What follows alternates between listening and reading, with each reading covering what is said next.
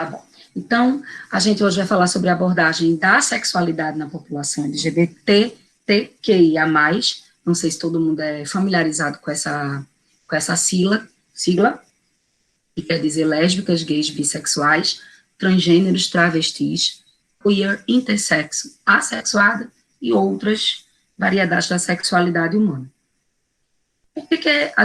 Qual é a motivação para a gente falar nesse assunto, né? Primeiramente, pelo crescimento das liberdades de expressão, e isso gera para a gente cada vez mais uma cobrança por atualização. Cada dia mais vai chegar pacientes LGBT e se expressando como LGBT, não que as pessoas gays e transexuais não existissem, mas elas estão com mais liberdade de se expressar. Em contrapartida a isso, a gente tem uma falta de conhecimento sobre o assunto pelos profissionais de saúde, né? Isso aliado a preconceitos culturais e pessoais, formas como a gente é criado, leva uma grande parcela da população a ficar fora dos sistemas de saúde. Então, eu trago também alguns dados estatísticos disso para vocês. Bom, definindo o conceito, eu já falei o que é a sigla, né? LGBTQIA+. Eu vou, para simplificar a minha fala, eu vou falar sempre LGBT, tá? Para falar de população LGBT, a gente tem que ter alguns conceitos muito bem definidos para a gente, tá? O que é sexo, que é o nosso sexo definido, né, geneticamente, o sexo que a gente tem, a gente apresenta ao nascer, feminino e masculino.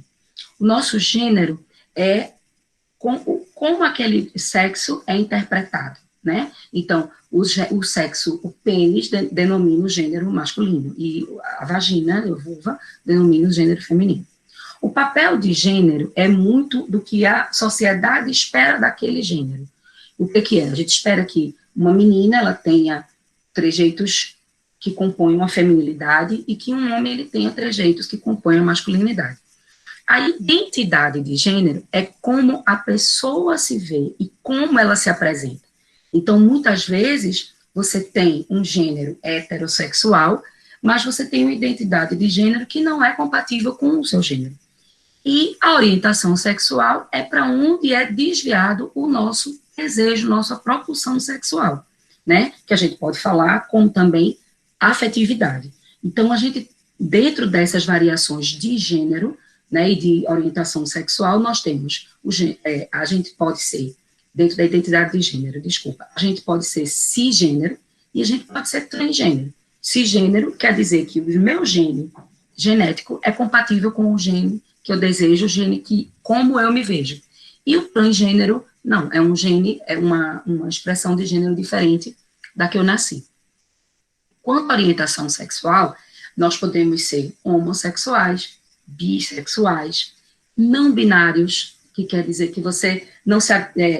bissexual, dentro da orientação de gênero, nós temos também a não binaridade, que são pessoas que não se definem por nenhum dos gêneros, tá? E temos também as pessoas queers. O que quer dizer queer? Queer, em inglês, quer dizer estranho, diferente.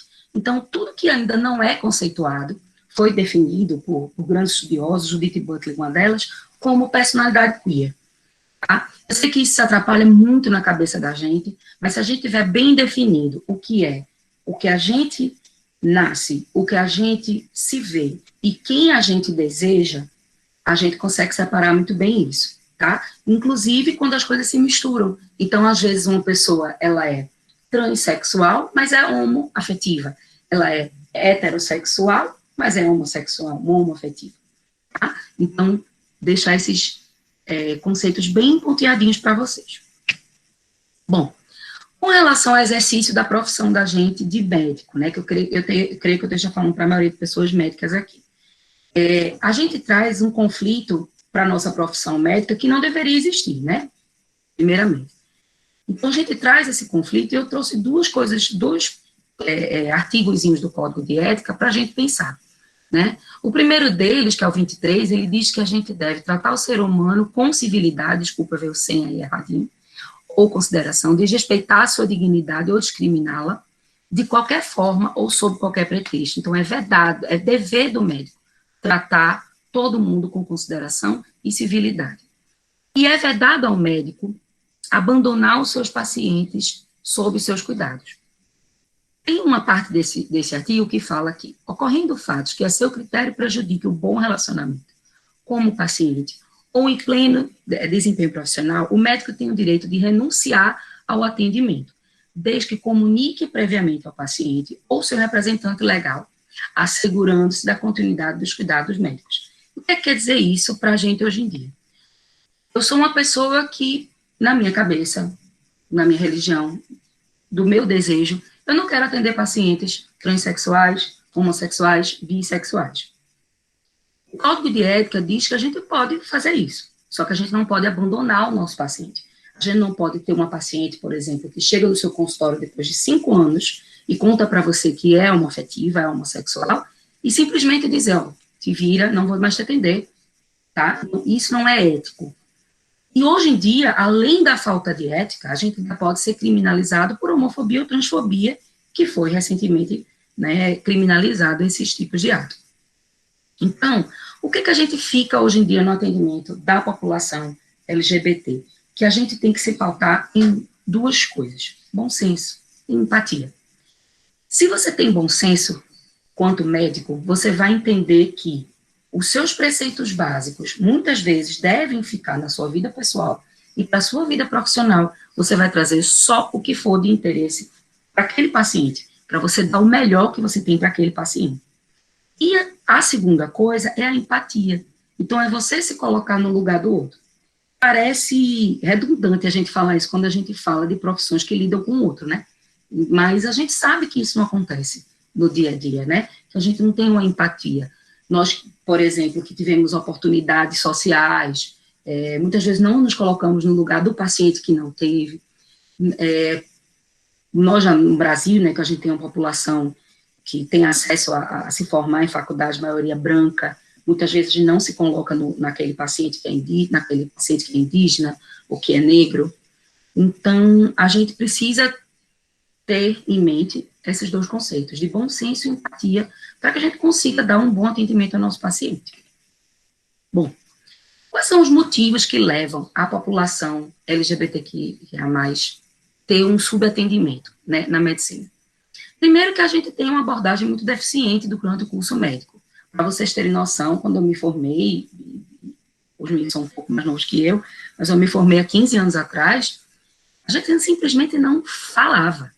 A homossexualidade era uma coisa que não se falava na faculdade de medicina.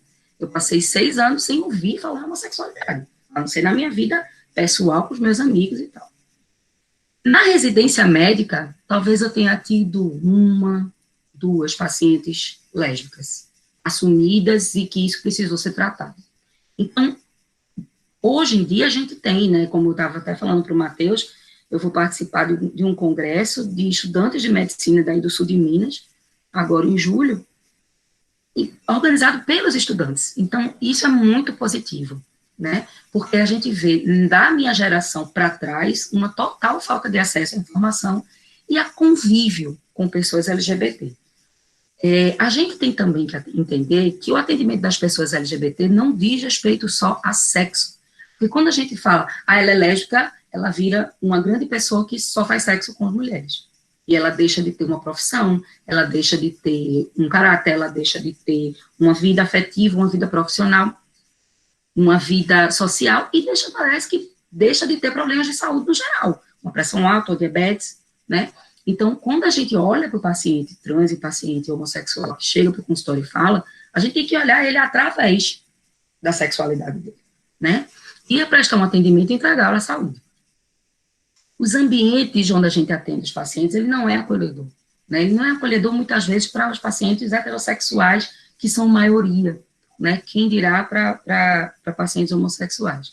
A falta de preparo dos profissionais não médicos. Então, a gente, às vezes, como médico, até se prepara, a gente sabe como tem que atender as pessoas, tem empatia, tem bom senso, mas aí o recepcionista do postinho, ou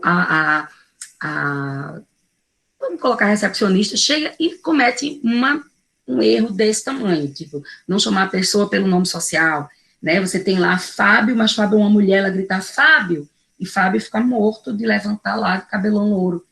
Então, assim, não só o profissional médico, mas todo mundo que trabalha na assistência à saúde tem que estar preparado para isso.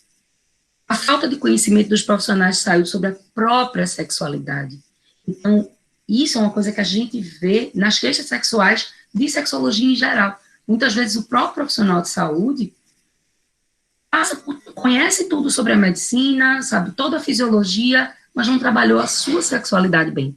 Muitas vezes aquele profissional de saúde também é LGBT e também não sabe prestar assistência, né? Então, a falta de conhecimento próprio e a falta de empatia e conhecimento para o outro.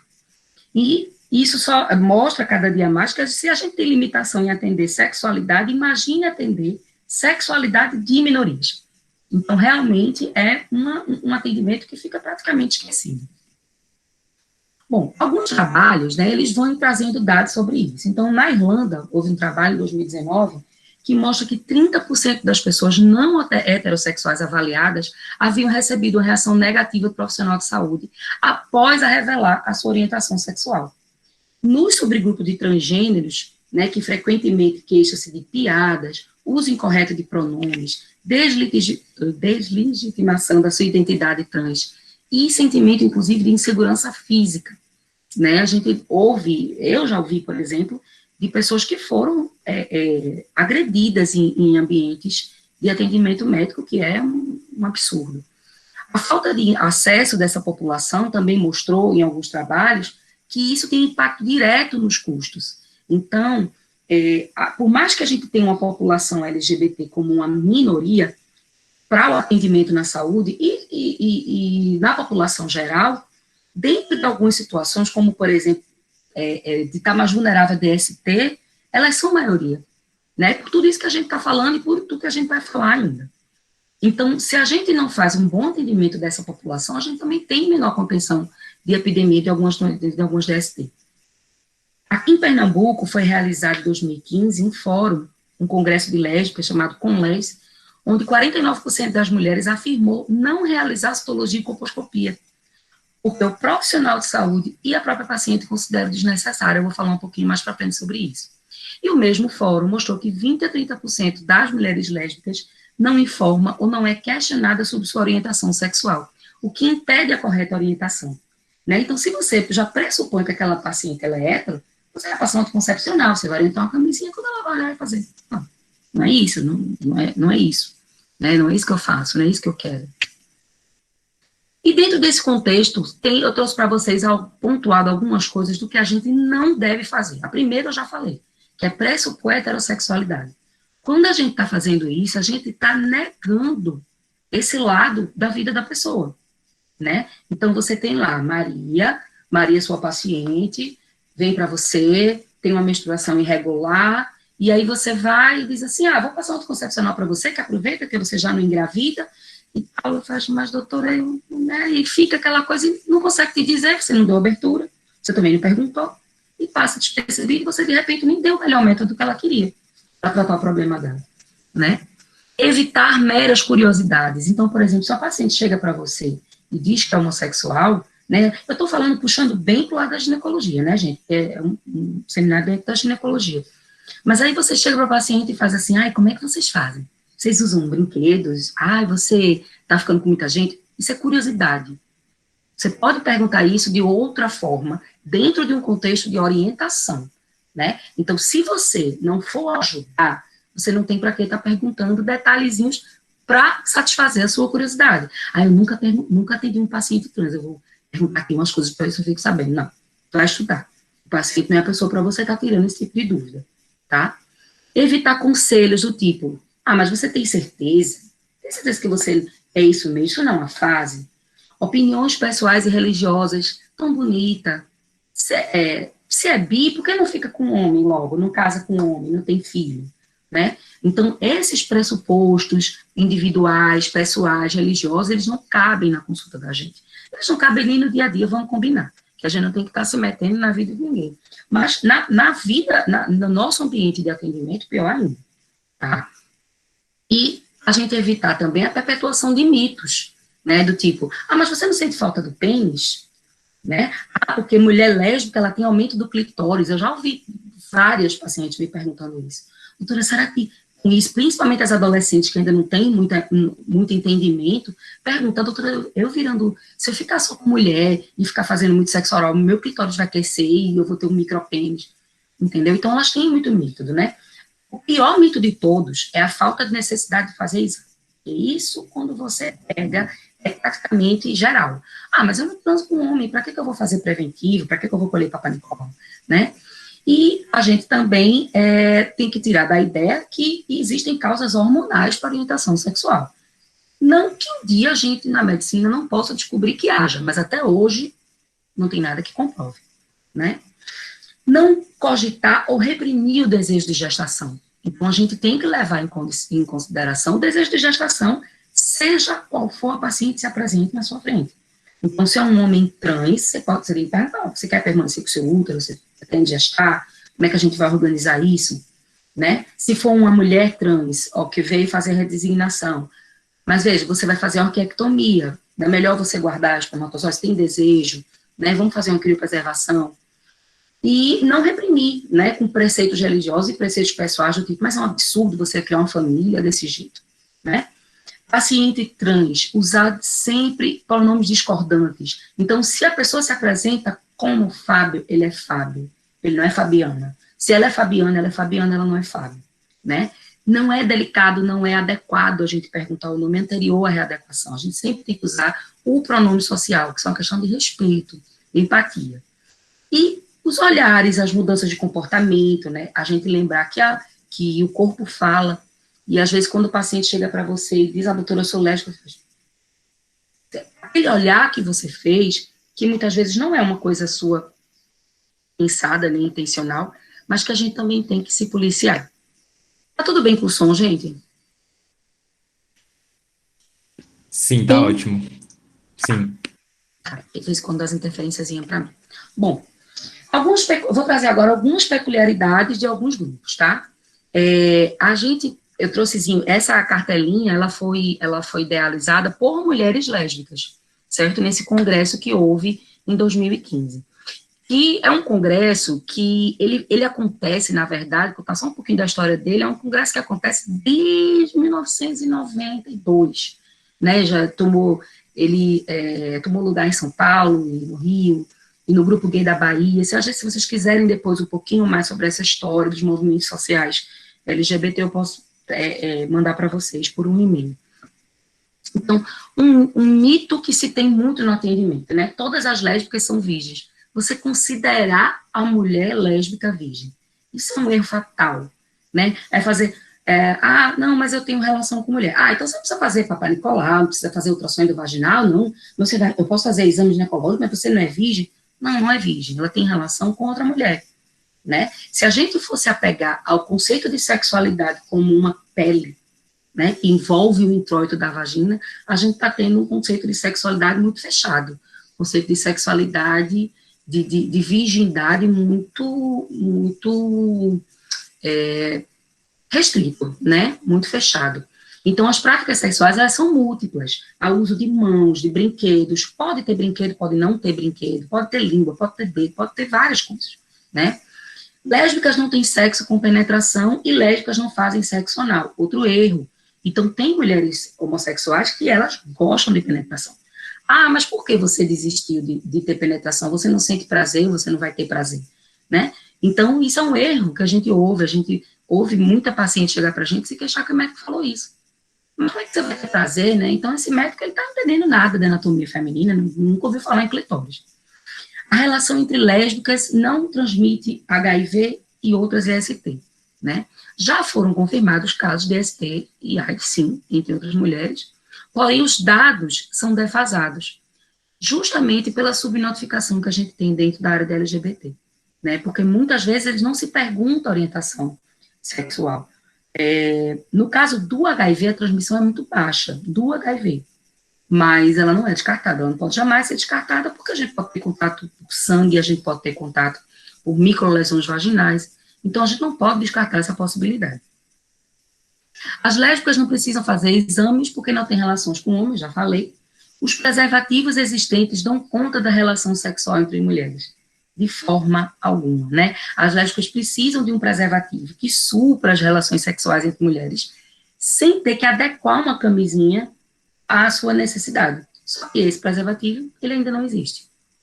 E não precisa usar camisinha, precisa sim. Se você vai usar, né, se a sua paciente usa o objeto, eu tenho em casa, eu tenho um brinquedo sexual, eu tenho faltando a palavra, né, que as pessoas, inclusive, gente, não falem consolo, que consolo é horrível, consolo parece que a pessoa está precisando ser consolada, é mais uma coisa heteronormativa que não deve ser usada quando a gente lida com a população LGBT. Então, os dildos, né, os brinquedos sexuais, se você vai usar em mais de uma pessoa, você tem que trocar preservativo, deve-se usar preservativo, sim. Bom, o atendimento integral a essas mulheres lésbicas é muito importante, porque às vezes, quando ela, é aquilo que eu falei no começo, falou que é homossexual, parte só para a parte sexual, esquece do resto, né? A gente tem que saber quais são as práticas dessas pacientes, né, para a gente poder dar as orientações de exame físico mais adequado. Por exemplo, a paciente diz, não, já tive relação sexual, e aí você pede para ela fazer uma ultrassom endovaginal, e ela tem a surpresa lá na hora do exame que vai precisar entrar uma coisa na vagina dela que nunca entrou, né, que o oposto também acontece. Então, você tem que perguntar, olha, mesmo sendo homossexual, você já teve penetração, eu posso te pedir um endovaginal, ou a gente vai fazer uma pélvica, ou você, mesmo não tendo penetração, você quer fazer um endovaginal, é mais importante nesse momento e tal. Então, a gente, para dar uma orientação, a gente precisa ter esse conhecimento. A orientação direcionada para as DST mais prevalente pelas formas de contágio.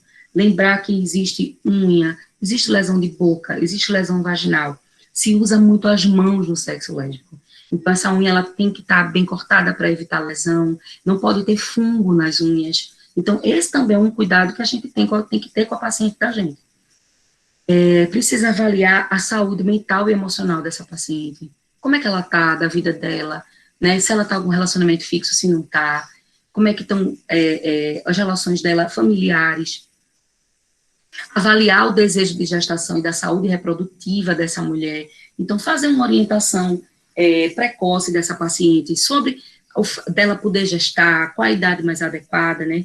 Que muitas vezes a mulher homossexual passa pela fase dos 20, 30, e aí vai começando a se preocupar com a saúde reprodutiva, em ter filho, encontra uma pessoa um pouco mais tarde, que são a história da vida dos homossexuais, dos LGBT, realmente é encontrar um relacionamento mais duradouro após os 30 anos, diferente da maioria da população heterossexual, devido a N fatores, aceitação, devido a capacidade de se sustentar e poder assumir essa orientação sexual perante a sociedade.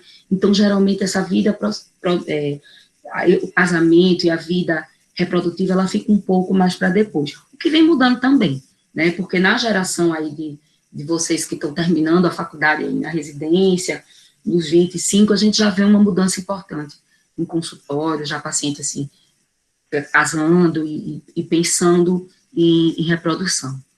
E orientar os casos de bissexualidade também, né? Às vezes a paciente, ela chega, principalmente nas consultas de sexualidade, muito angustiada com essa dualidade de sentimentos e com essa orientação, como se ela precisasse de uma aprovação. E aí, quando o médico chega na hora e diz assim, mas isso foi uma experiência que você teve, ela não deixa, de repente ela reprime aquele lado dela, que ela queria, na verdade, viver também aquele relacionamento em específico. Uma pessoa bissexual não quer dizer que ela é promíscua, né? Quem é bissexual, ele não tem que viver aquela sexualidade ao mesmo tempo. Ele pode passar 20 anos com uma mulher, depois 10 anos com um homem, pode ficar com uma menina numa festa, com um menino em outra, né? A gente, uma coisa também que eu esqueci de comentar no começo é sobre a pansexualidade, né? Porque nem sempre uma mulher bissexual gosta de um homem figura masculina e uma mulher figura feminina. Muitas vezes, uma pessoa, ela gosta de pessoas. Então, não tem problema se ela for uma mulher cisgênera e gostar de um travesti. Isso pode acontecer, isso acontece. Até a gente, no final, quando eu for indicar leituras e páginas, vocês vão ver isso. Então, a pansexualidade, ela também precisa ser orientada, desmistificada, né? A gente não pode deixar que a pessoa tenha um prejuízo emocional e tenha um prejuízo para a sua vida. Ou muitas vezes ela é bissexual, mas não fala por medo de ser julgada. E aí deixa de se precaver da forma que deveria. Bom, nas prevenções de DST, que é a grande controvérsia dentro do atendimento das homossexuais femininas e das mulheres que têm relação com mulheres, que eu até nem falei, mas esse WSW é Woman Who Have Sex with Woman, né? Ou mulheres que têm sexo com mulheres, que não necessariamente são homossexuais femininas. Então, qual é o grande desafio dessa prevenção? Né? O que a gente tem a oferecer para elas? Bom, se vocês forem pesquisar, vocês vão achar uma variedade de gambiarras, né? Não sei se vocês usam essa palavra, eu acho que sim. Gambiarras para a sexualidade, para a gente prevenir, né? Nas mulheres que têm sexo com mulher. E todas elas são completamente falhas, né? O uso do dental dam, que é um campo cirúrgico para dentista, cortar, tal. Vocês, homens héteros que estão assistindo, ou homens que fazem sexo com mulheres aí que estejam assistindo, vocês se veem usando uma coisa dessa na hora do sexo? Peraí. Cobre, papel filme, pegar uma camisinha, cortar para cá, virar para cá, para poder ficar nos 2 dedos para colocar. Isso na prática, gente, não acontece. Não acontece. Isso é fato. Congressos, simpósios, palestras, rodas de conversa com mulheres lésbicas, você vê que isso não acontece, tá? Então, como é que a gente tem que fazer essa orientação, né? A gente tem que fazer o chamado damage control. Se a gente não tem nada para oferecer de eficaz, a gente tem que tentar minimizar ao máximo essa exposição.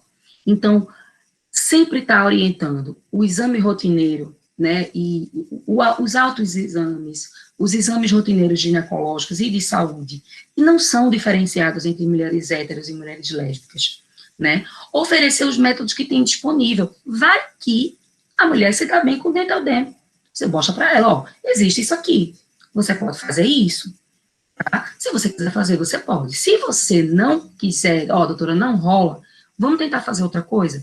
Então, a gente traz a observação da parceira, né?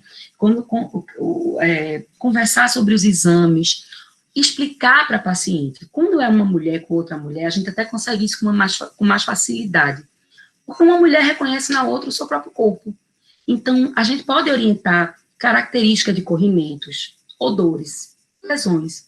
Porque essa paciente, ela vai estar atenta, né? Então, se não conhece, né, uma coisa que eu digo muito para as minhas pacientes de consultório, e também palestra, tudo que eu faço, se você notou que tem alguma coisa estranha, não faz o sexo oral naquela hora, deixa para outro dia, vive outras coisas, faz um sexo mais degenitalizado, como a gente fala, e num segundo momento, conversando mais, tentando chegar no entendimento em, olha, você faz exame, você não faz, que se você for lidar com a população feminina, você vai ver que isso acontece muito, que as mulheres conversam muito, né, sobre relação, tu faz exame, né, você, como é que você cuida da sua saúde, você tem ido para o médico, e essa conversa, ela acontece mais do que no meio heterossexual, né, infelizmente, os homens deveriam conversar também com suas parceiras mais sobre a saúde genital, os métodos contraceptivos e tudo mais.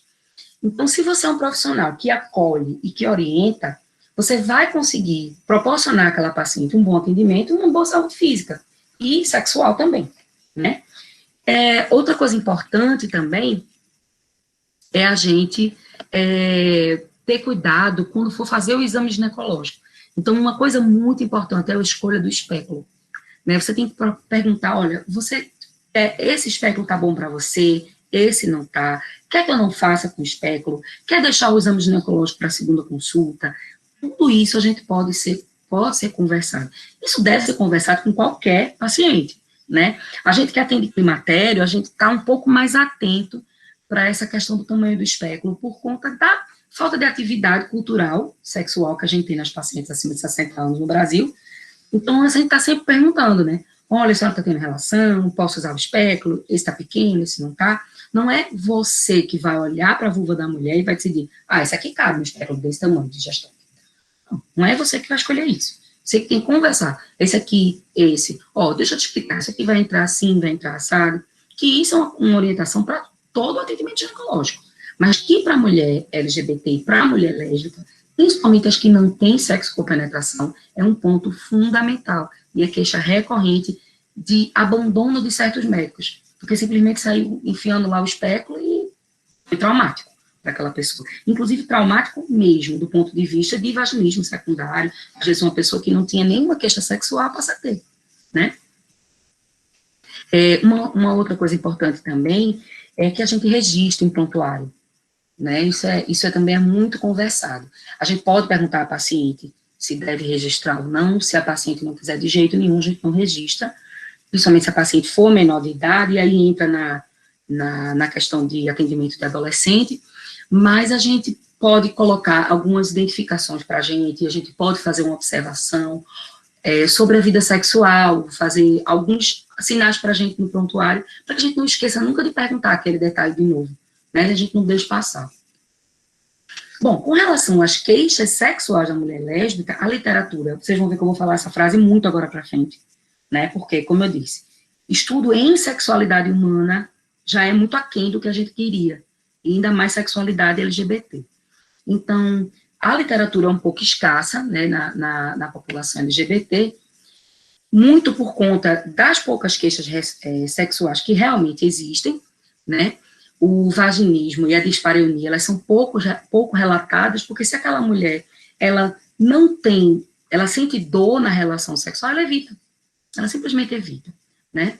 O sexo, ele é menos focado na penetração, então é a maior experimentação do corpo, né, é um sexo que existe mais cobrança da sexualidade como um todo, de você se trabalhar o seu corpo de uma forma maior, não é aquele sexo foi em cima, penetrou e pronto. Então tem uma compreensão, tem um uso maior do corpo, um maior entendimento de como ter prazer e não depender do outro nesse papel. Isso é muito mais visto nas mulheres lésbicas do que nas heterossexuais, pode ser um motivo bem plausível para a ocorrência de menos queixa sexual. Só um minuto.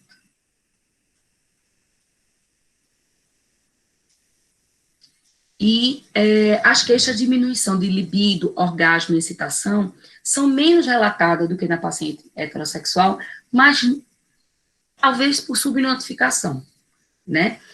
Por quê?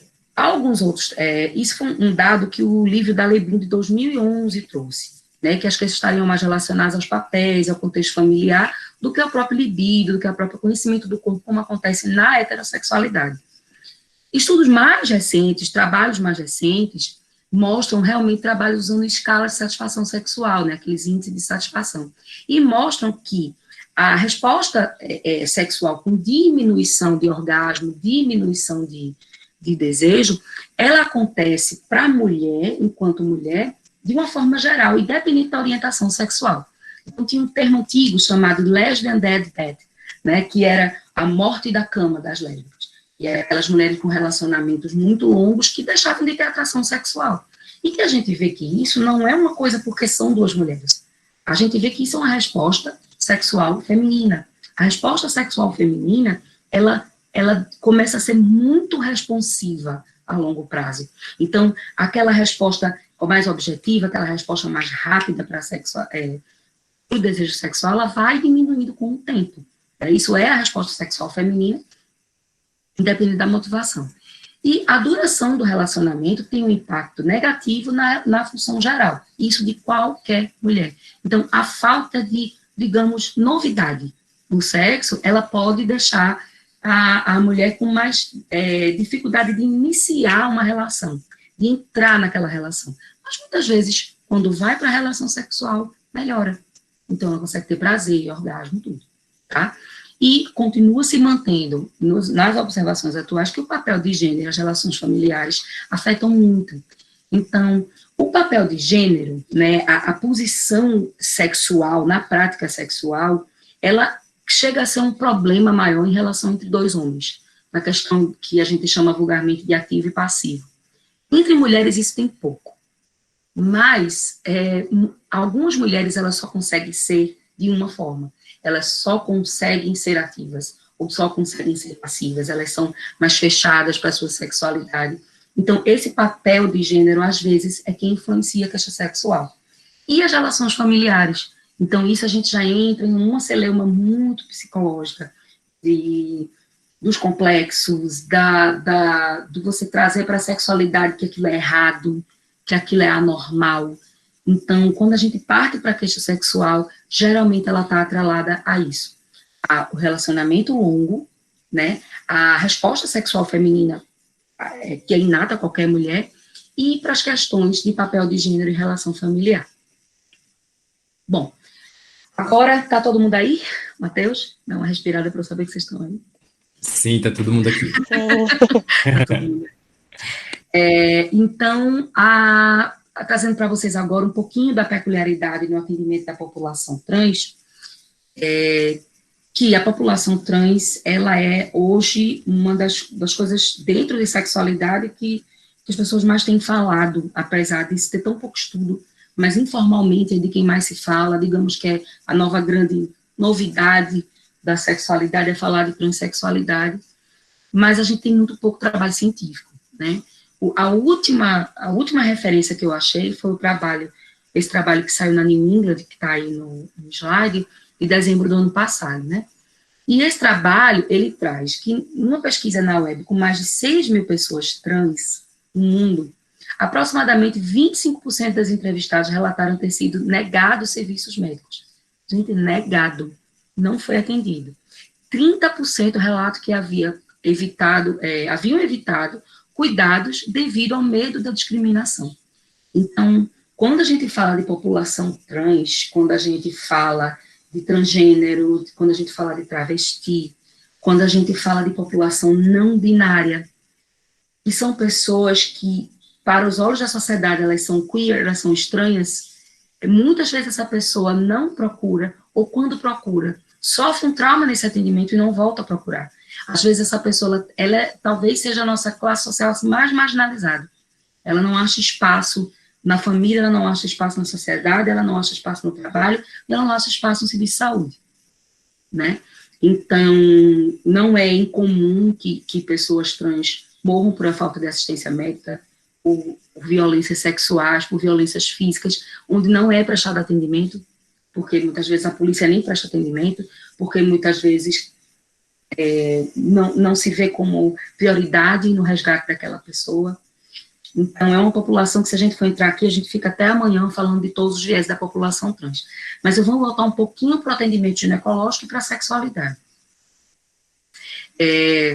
Essa falta de acesso, ela tem um papel substancial na disparidade da saúde entre pessoas trans e cis, com taxas mais altas de abuso de substâncias, infecções, condições de saúde mental e câncer em pessoas trans. Então, se a pessoa não tem acesso à saúde, como é que ela vai investigar uma mama? Né? Como é que ela vai investigar um útero que está ali e que está entupido de hormônio, muitas vezes hormônio feito de forma de automedicação, né? Então, a melhoria do acesso aos cuidados médicos, ele não é só bom para aquela pessoa, ele é bom para o sistema de saúde, né? Quando a gente relativiza em custos, é bom também para o sistema de saúde. E essa melhoria do acesso, ela vai precisar diretamente da participação dos provedores mais gerais, inclusive fora dos ambientes especializados. Isso é uma coisa... Isso foi uma coisa bem importante que o paper da New England trouxe, tá? E a falta de reconhecimento e de estudos dirigidos a essa população é um fator muito limitante também de protocolos bem definidos de atendimento a essa população. Bom, alguns atendimentos peculiares no atendimento da mulher trans, né? E nas mulheres trans, a gente tem que lembrar que existem as transgenitalizadas, aquelas que fizeram a retirada do pênis, e as não transgenitalizadas. Muitas mudam o seu fenótipo, mudam a sua forma externa, mas mantêm o pênis, tá? Quais são os cuidados que a gente tem que ter principais no atendimento dessa mulher trans no consultório, né? Os cuidados com a neovagina, de uma forma geral, lembrar que neovagina produz secreção, produz lesão, produz corrimento, produz muitas vezes ISTs, e a gente, por ser uma mulher trans, deixa de fazer o exame interno e quando vê, aquela mulher às vezes perde aquela cirurgia por infecção, né, o que é uma tristeza. Estética externa da neovulva, isso é uma preocupação que muita mulher trans tem, né, de como ela vai se apresentar para aquele parceiro. Muitas mulheres trans são heterossexuais na sua orientação, então, e muitas vezes escondem do parceiro por um tempo, então elas querem uma vulva com um efeito estético bom, né? A gente tem que fazer o monitoramento dessa hormonização, que geralmente não é o ginecologista que faz, né? Quem cuida da saúde mental, psiquiatra, alguém com o microfone aberto. A monitorização pelo psiquiatra e da avaliação da monitorização da parte hormonal pelo endócrino, que geralmente quem faz é o endócrino, né?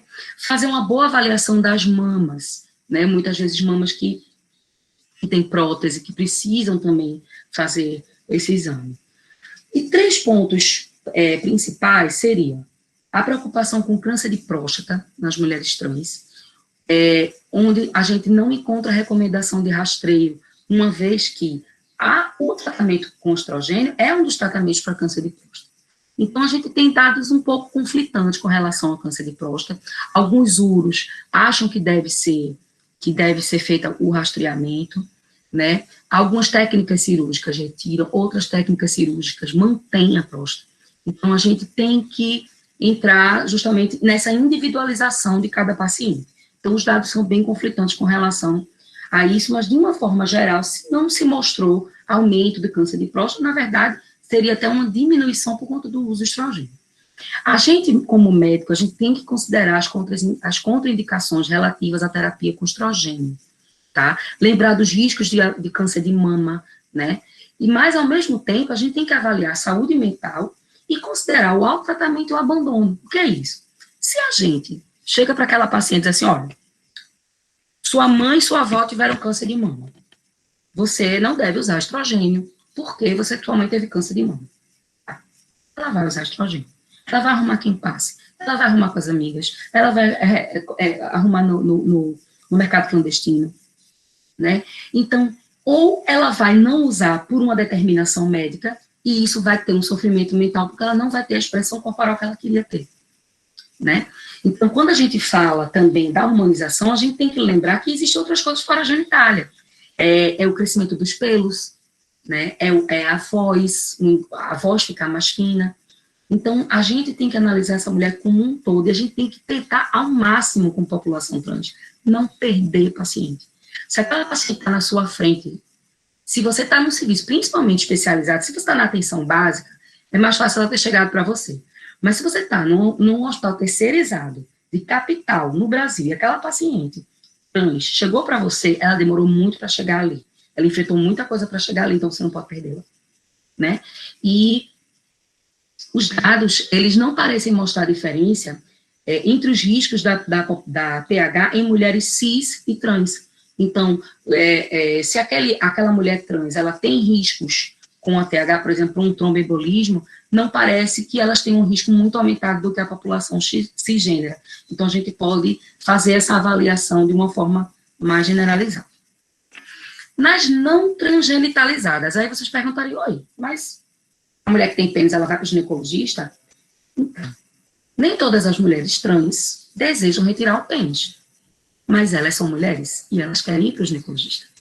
Principalmente quando elas são fenotipicamente femininas, quando elas fizeram a mudança do nome social.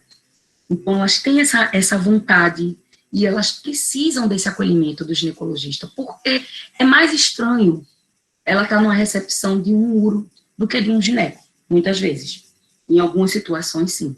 Tá? Então, mas eu, enquanto ginecologista, a mulher lá com pênis, eu vou fazer o quê? Você vai avaliar a saúde integral daquela mulher.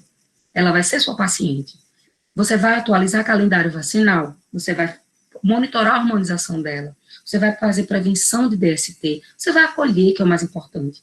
Você vai acompanhar em conjunto com o urologista. Claro que você, sendo ginecologista, você não vai monitorar tudo daquela paciente que tem pênis, né? Mas você vai fazer um bom link com o urologista que cuida daquela paciente, vai colocá-la nas mãos de um outro profissional que tem uma visão acolhedora, né? Então, existe papel, sim, e muito, para o ginecologista no atendimento da mulher que tem pênis. Parece estranho, né, gente? Mulher que tem pênis, mas aos poucos a gente vai se acostumando. E que na verdade, o ser mulher, ele vai muito além de uma genitália, né? A nossa orientação, a nossa identidade de gênero, ela vai muito além de uma genitália. Em ambas as populações, a gente deve fixar a prevenção do DST e considerar sempre a criopreservação. Sempre oferecer essa oportunidade. Porque às vezes chega lá na frente aquela mulher trans e faz, poxa, eu podia ter congelado espermatozoide, né? Eu podia ter um filho hoje, eu sou uma mulher trans, mas que tem uma parceira mulher e que ela poderia gerar um filho com a minha genética, né? Então, tudo isso a gente tem que oferecer para o paciente.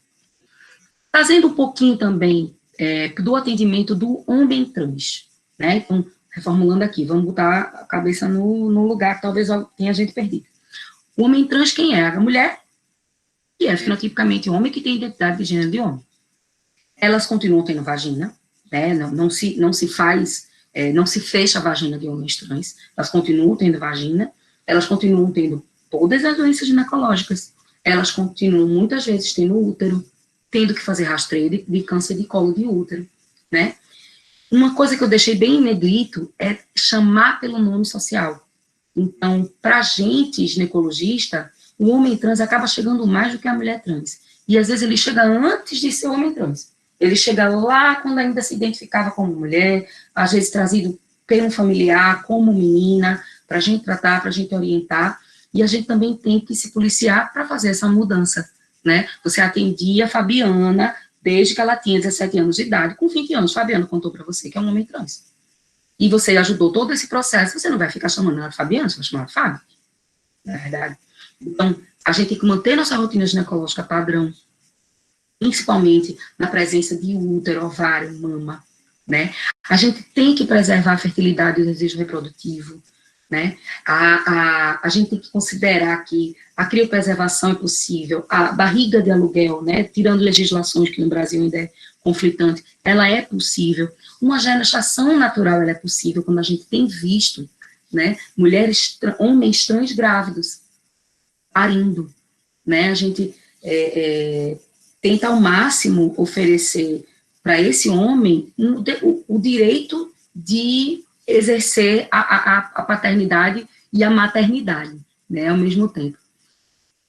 Os dados sobre gestação, eles são extremamente escassos, inclusive, hoje mesmo, eu estava conversando com uma colega que também é uma médica de família, clínica geral, maravilhosa, que atende população LGBT aqui em Recife, Mariana, passando muito com ela sobre isso, e a gente está com alguns casos em contato, e a gente está tateando, porque a gente não tem quase dados sobre gravidez de homem trans. A gente não sabe até onde a realização da terapia hormonal vai afetar. Alguns homens trans engravidam porque são bissexuais e estão fazendo hormonização, mas a dose às vezes não estava, e ovula, engravida e chega grávida. E você tem que lidar com esse PO. Então, a gente está cada dia mais aprendendo, né? A gente está cada dia mais tentando fazer o melhor para essa população. Com relação às queixas sexuais da população trans como um todo, também a última coisa que eu li, a última referência que eu consegui trazer foi a do UpToDate do ano passado, que tem realmente, né, que dentro do atendimento à população transexual, lá no finalzinho, tem falando sobre queixa sexual na população trans. Tem se dado pouca atenção ao assunto, né, as pesquisas têm sido muito baseadas em autorrelatos. A correlação entre a função sexual e a qualidade da neovagina nas mulheres trans, ela é muito preponderante. Então, o quanto aquela vulva vai ficar interessante para ela, o quanto aquela vagina vai ficar funcional, isso tem relação direta com a sexualidade e com a queixa sexual. Na verdade, é a maior queixa sexual da mulher trans, é dor, é incômodo, é estética com isso.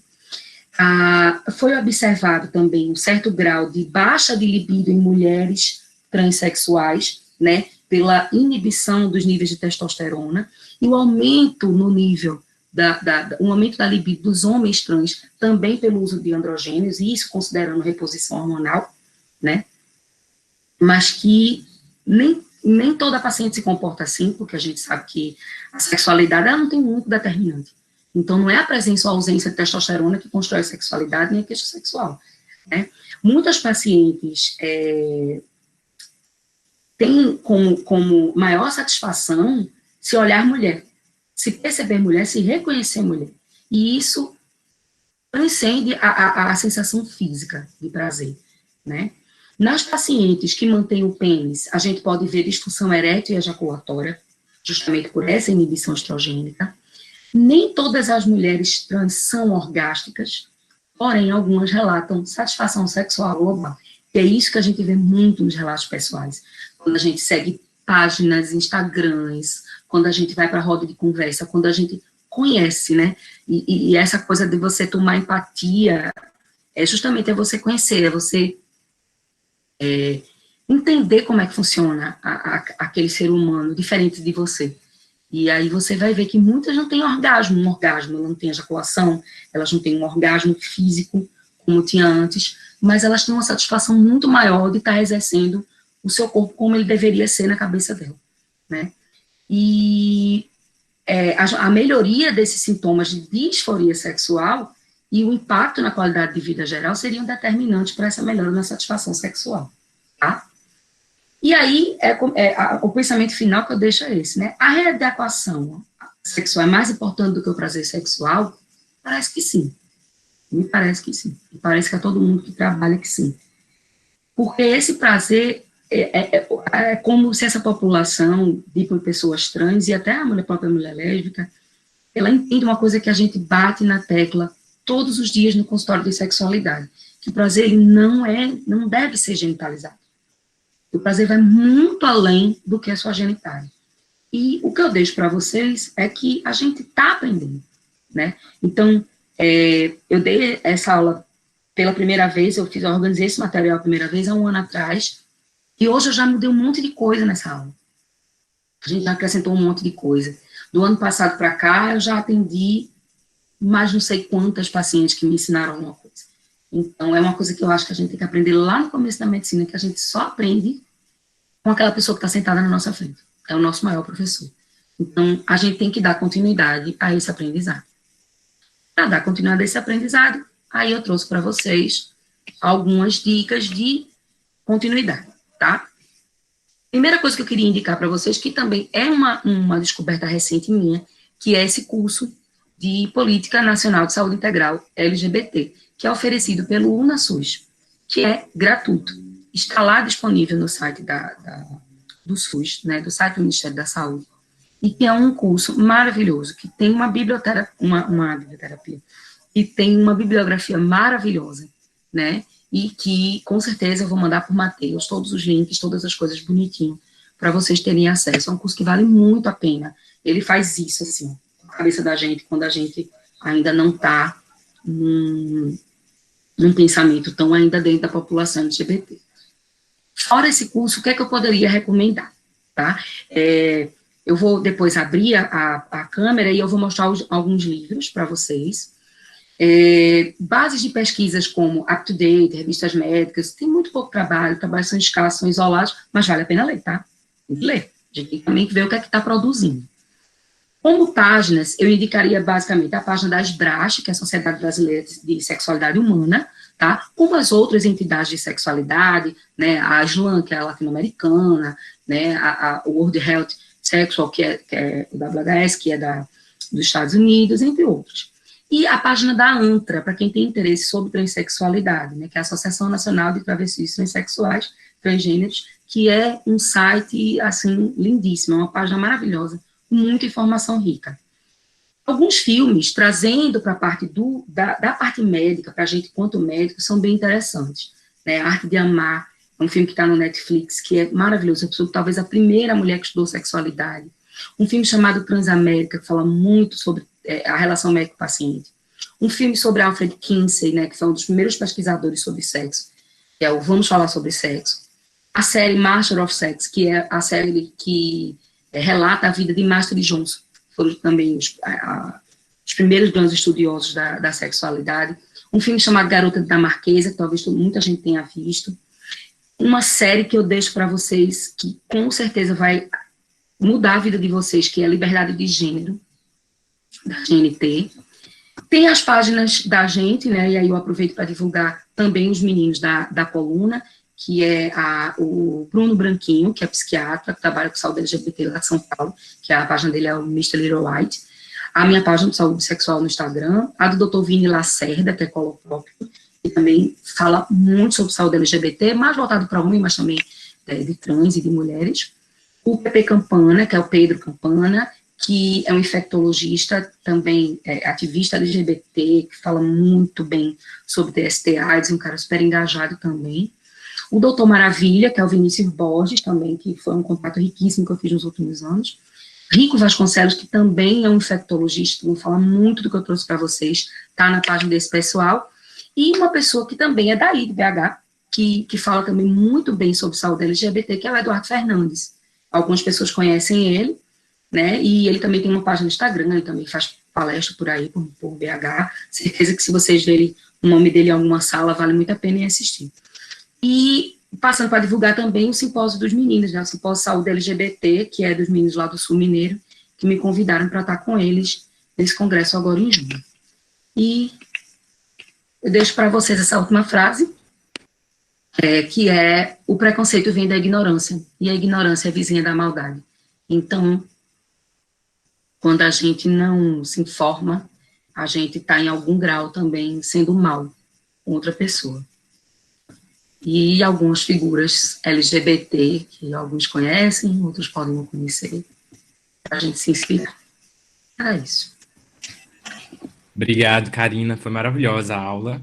Assim, o seu lado não para de chegar mensagem aqui de vários residentes agradecendo, parabenizando da aula, tá? Surgiram algumas perguntas aqui. Eu vou lê-las e se alguém quiser fazer a pergunta também pelo vídeo, pode fazer, tá? Então, a primeira é da Emanuela Duarte. Olá, boa noite. Você pode falar um pouco sobre o efeito do antidepressivo na libido? O público LGBTQIA+, em alguns contextos, sofrem de questões psiquiátricas e recorrem ao uso de antidepressivos que impactam de sobremaneira na libido. Obrigado. A gente sabe que, de uma forma geral, os antidepressivos, eles têm um efeito muito negativo na libido, né? E a saúde mental, realmente, da população LGBT, principalmente da população trans, ela muitas vezes conta com o uso, mas a gente sabe, que quando a gente vai estudar a parte de medicações psicoativas, a gente vê que a gente sempre pode tentar escolher um psicotrópico menos ruim. Então, a gente sabe, por exemplo, a gente tem uma fluoxetina.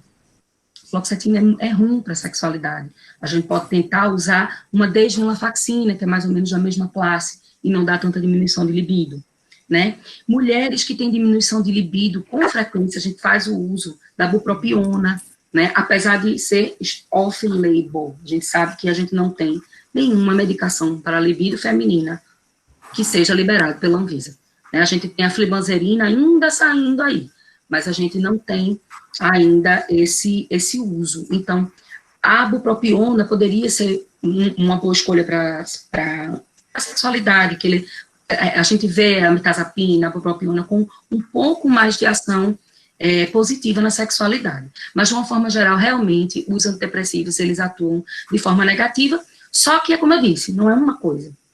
Você tem um hormônio, você tem um remédio, uma pessoa pode tomar um antidepressivo fortíssimo, usar buspirona, usar várias medicações, mas tem um trabalho psicológico por trás e tem uma aceitação tão boa que o efeito daquele antidepressivo não vai ter tanta inibição na libido. Certo. Outra pergunta da Maria Tereza é como funciona o fluxo no SUS para a criopreservação? Então, isso varia muito, tá? Aqui em Recife, a gente praticamente está sem fluxo. Porque os únicos hospitais que a gente tinha fecharam já tem um tempo, por conta de crise, por conta de milhares de coisas. A gente sabe o que tem acontecido em alguns centros, eu não sei, eu não tenho como falar, mas eu posso buscar dados e mandar para vocês pelo Matheus depois. Como é que está essa questão aí em BH, né? Aí teria que alguém daí, de repente, se tiver alguma informação para dar.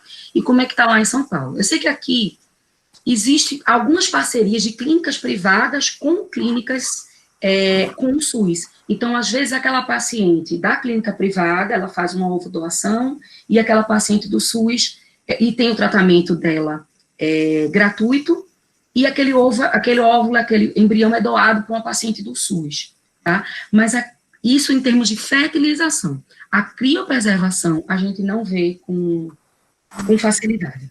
Eu creio que não exista nem fluxo, pelo menos do que eu entendo, um trabalho diretamente com fertilização humana, né, com fertilidade, mas no SUS é bem complicado. Uhum. Alguém mais quer fazer alguma pergunta? Acho que se a pessoa quiser pode abrir o áudio e falar. Posso falar? Pode. Neve? Primeiro, na verdade, eu queria agradecer, que a aula foi excelente, e realmente é uma coisa que a gente não tem contato, né, nem na graduação e nem na residência, é algo à parte, assim, a gente só tem contato mesmo de forma indireta com, né, a questão social, com amigos, com conhecidos. Mas o que eu acho que você falou que é o mais importante é a questão da empatia, né? Porque nem vocês que são especialistas, que mexem com isso diariamente, ainda falta a questão médica, científica. Mas a empatia a gente já consegue exercer, né? Então, quando a gente tem contato com uma paciente, isso é fácil de fazer, né? Assim, de certa forma. A gente, às vezes, não tem o conhecimento naquele momento, vai precisar pesquisar, mas acolher a paciente, a gente consegue fazer no momento que ela entra no consultório, né? E acho que isso é o principal, assim, que é o que falta, na maioria das vezes, para essas pacientes, né? Um lugar em que ela se sente acolhida. Às vezes... E às vezes, Caio, é importante a gente dizer que não sabe. E justamente. Porque aí a paciente se sente acolhida de verdade. Tipo assim, olha, isso eu não sei, mas eu vou descobrir para você. Exato. Entendeu? E não simplesmente descartar a paciente, né? Assim, eu não sei te tratar e tchau. Mas eu acho que isso faz muita diferença. E o que eu acho que você falou que é muito importante, às vezes, pessoas que têm amigos ou pessoas que são da comunidade LGBT, né, que acham que sabem lidar com essa situação. E, na verdade, a gente não sabe. Teve várias situações, assim, durante a aula que você comentou sobre coisas que eu me identifiquei e falei, não, isso eu posso melhorar, ou isso não cabe mais durante a consulta, alguma coisa assim. Eu achei que foi muito interessante, assim, nesse sentido. Alguns preconceitos mesmo, uns bloqueios que a gente tem durante o contato, que a gente pode ir quebrando isso, né, se, assim, aproximar mais as pacientes. Com certeza, com certeza. E aprendizado, né, como você disse, assim, como eu disse, se ano que vem, tá, dá essa aula de novo pra gente aí, você já vai ter outra coisa, já vai ter mais coisa, já vai ser diferente, já vai ter alguém que falou isso, e eu vou fazer, besteira. Com certeza, né? Porque a gente está aprendendo. Assuntos muito mais fáceis do dia a dia. Por exemplo, nós temos uma sociedade que não sabe lidar com idoso. A gente comete gafe com o idoso, a gente deixa de dar atenção ao idoso, e tanta coisa pequena, básica, que é o nosso dia a dia, que é uma coisa que existe idoso desde que a humanidade é a humanidade. A gente vê idoso a faculdade inteira e às vezes a gente peca. Se virar para uma paciente de 60 anos e dizer assim, a senhora ainda tem relação? Ela olha para sua cara e faz, ok, minha filha, estou melhor que você, faço todo dia. Entendeu? Então, são erros que a gente comete no dia a dia, com coisas mais comuns, né? Então, se a gente procurar sempre melhorar, eu acho que já é um bom caminho, procurar sempre aprender. Né? Sim. É uma construção, né? Sim. Sim. O doutor Paulo Tarcísio, que é preceptor também da residência, falou aqui que, na verdade, em Belo Horizonte a gente não tem fluxo de criopreservação. Recife também não tem. Até onde meu entendimento vai, não tem. Uhum. Mas alguém quer fazer alguma pergunta, gente? Eu quero fazer uma pergunta. Acho que Júlia. Júlia, tá baixo o seu áudio.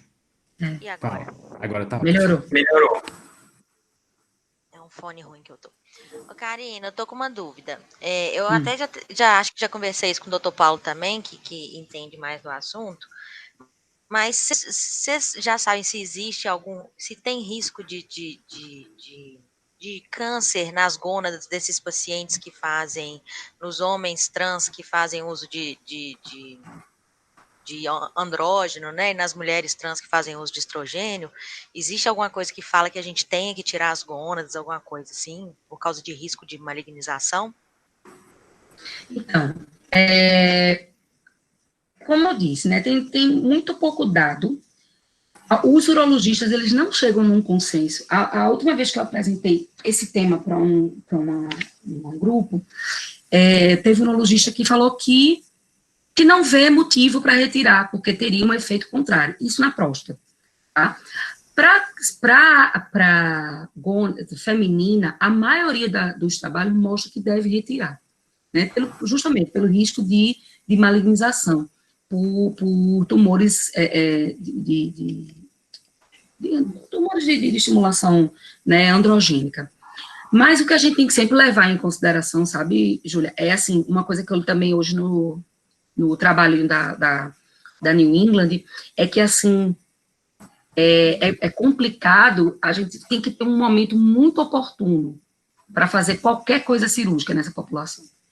Porque se não for muito bem ponderado, sabe, uma equipe realmente multidisciplinar, como, por exemplo, numa bariátrica, a gente não tem que ter o nutri, a gente tem que ter o psicólogo, a gente tem que ter o endócrino, o cirurgião, todo mundo muito bem coordenadinho, né, para cada um dar seus pareceres direitinho, para a gente não ter repercussões. A mesma coisa é nas cirurgias de mudança de sexo, que a gente fala, né, nas readequações sexuais, e na retirada dessas gônadas, porque se você mais na frente tiver um paciente que precise que queira gestar, que precise entre num relacionamento que queira, por exemplo, como tem casos de homem trans com mulheres trans que têm pênis, que a gente aqui chama de travesti, que isso aí é outra celeuma também de discussões de denominações, mas assim, das mulheres, uma mulher trans com pênis e um homem trans, de quererem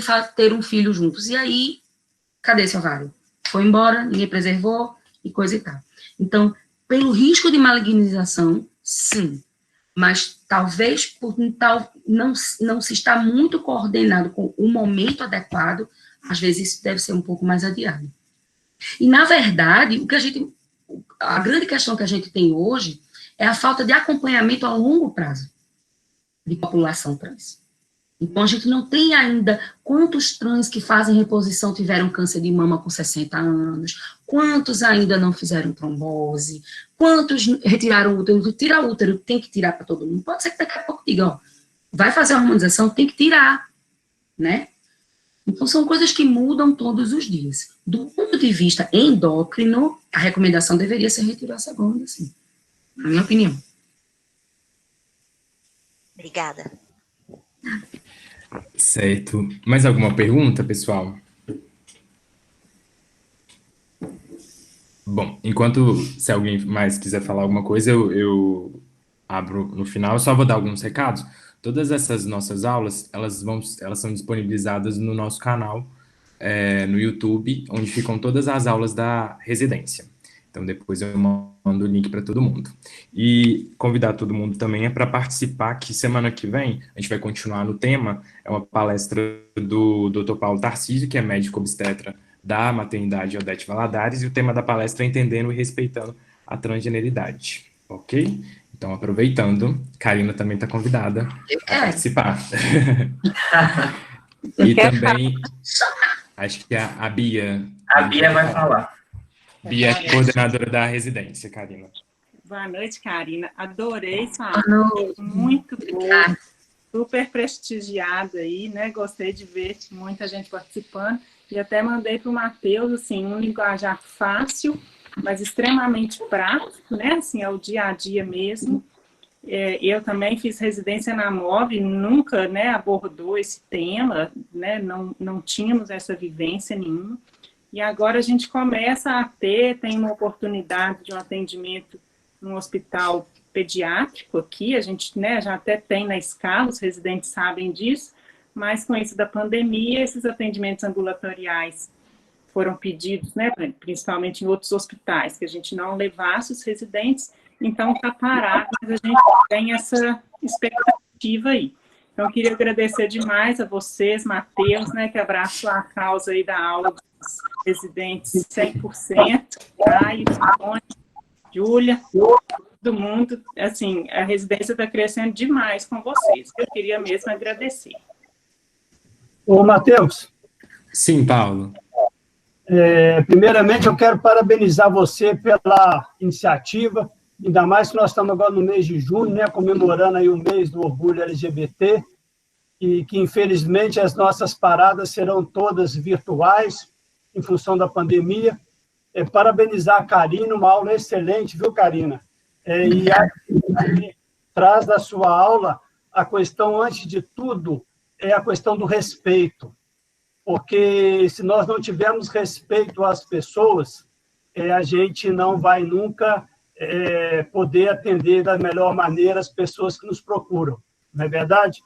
E eu e Yara, né, nós somos obstetras, Yara é minha esposa, está aqui também assistindo a aula.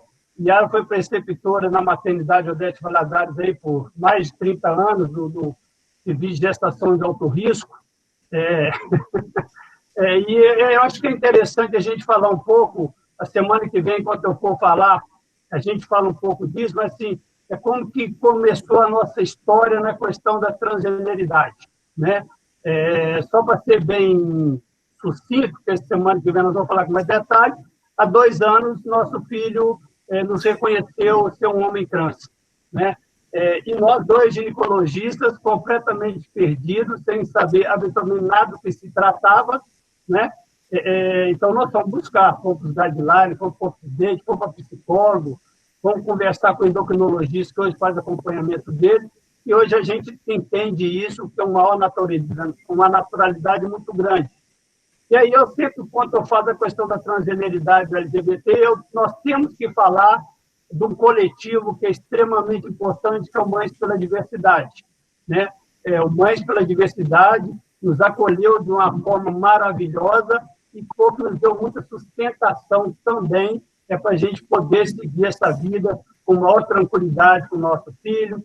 E importante, que os pais têm que sair do armário junto com os filhos, né? Esse é o papel importante. Aliás, o pai não tem que sair do armário, ele tem que escancarar o armário, né?